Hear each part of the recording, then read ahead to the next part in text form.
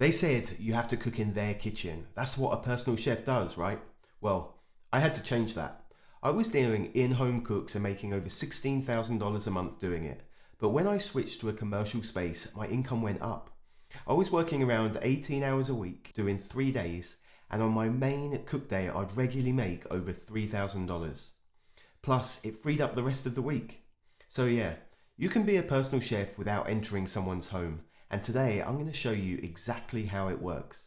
So coming up in this video, why the traditional personal chef model is broken, what the new model looks like and how it works, how getting sick made me rethink everything, what it actually looks like to cook just a few days a week, why personal doesn't mean in their kitchen, and how this model can actually make your food better. So let's get into it. So the common belief is that a personal chef means cooking in the client's home. That's what I did when I started and it worked, but it came with a price.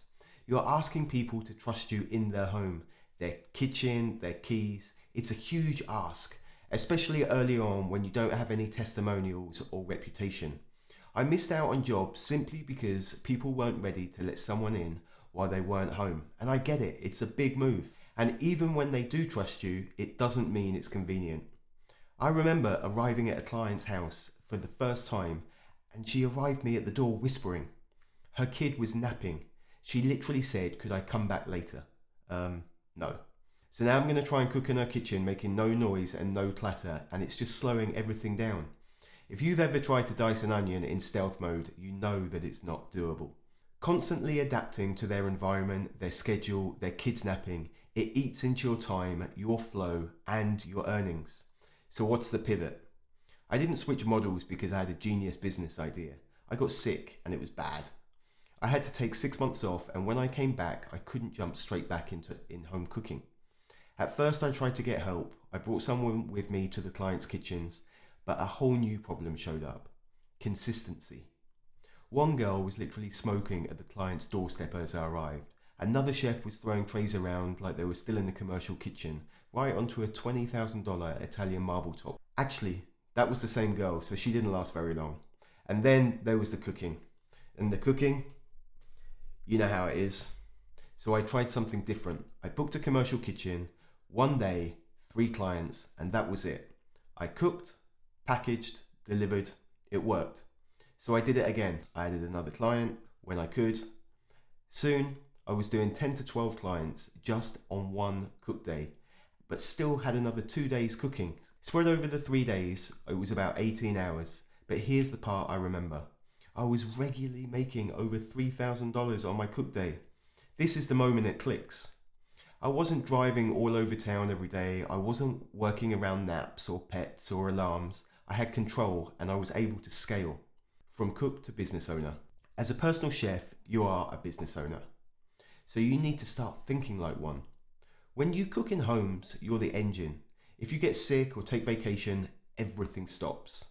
When that happened to me, my income dropped to almost zero. With a new model, I could build something more resilient. I could bring in help. I could create systems, and eventually I could remove myself from the kitchen.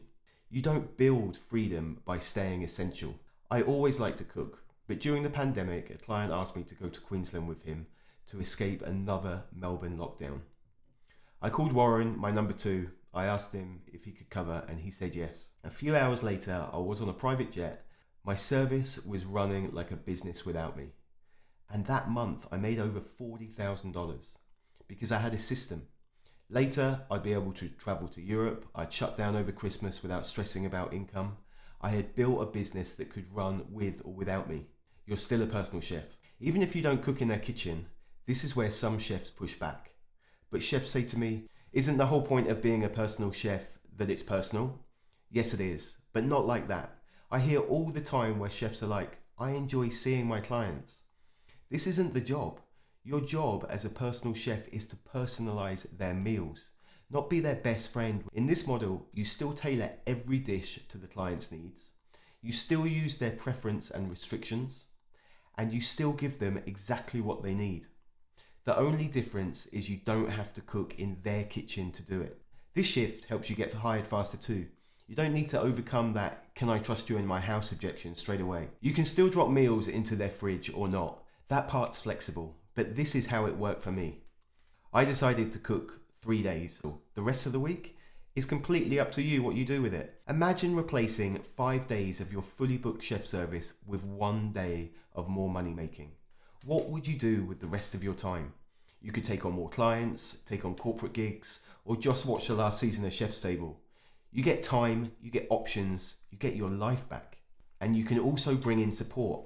Hire someone to help you prep, to deliver, to manage your admin. Bit by bit, you create a business. And here's something most chefs don't think about. Your food actually gets better. When you're not limited by whatever kitchen you show up to, you have full control over the tools, the flow, and the timing of how your service runs. You don't need to wait until you're on site to marinate something. You can go in the day before, you can roast, chill, rest, package without compromise. The best of all, when clients order the same dish, you only make it once, not 5 times across 5 homes. You do the job once and it's done. Better food, less chaos. It's a no-brainer. From job to business. This model isn't just more convenient, it's more sustainable, more scalable, and more freeing. And you still serve clients at a high level. You still create food that changes lives, but you do it in a way that doesn't burn you out, chain you to the stove, or hinge your income on being healthy 24/7. This isn't about cooking less, it's about cooking smarter. You're still a personal chef. You're not just stuck in someone else's kitchen to provide it. Pricing. Charge for the result, not the time. Let me share how pricing really shifted for me. Back when I was cooking in a client's home, I was doing about 3 hours per client. Compare that to cooking for 10 clients in 6 hours in a commercial kitchen. Yeah, I had help.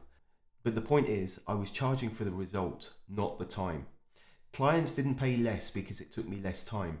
I had insurance, rent, payroll, packaging, deliveries. The model changed, and so did the structure, but the value of the outcome stayed the same, or even increased. And here's something else. In the in-home model, I had a 5 main minimum. That was non-negotiable. I had one salmon dish that would literally take me minutes, and another that would chew up 2 hours. If someone ordered these 2 dishes, I'd be sitting around waiting.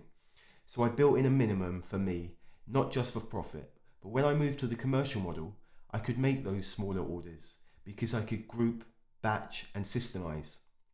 Always charge for the result, not for how long it takes you to do it.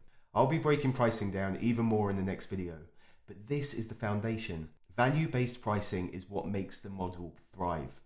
So you can watch that video right here.